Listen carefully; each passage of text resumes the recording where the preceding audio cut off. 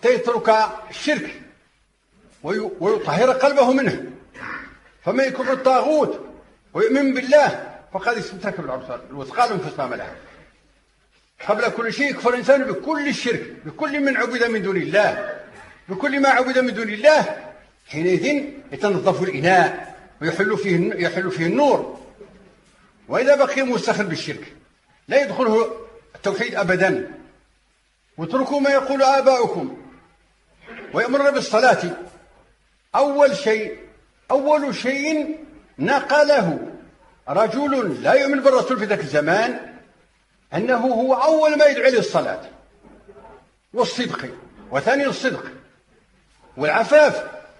تعفف يعفف الإنسان ببطنه وفرجه عن المحرمات والمشتبهات وما فيه شك، ولا يأكل إلا الحلال.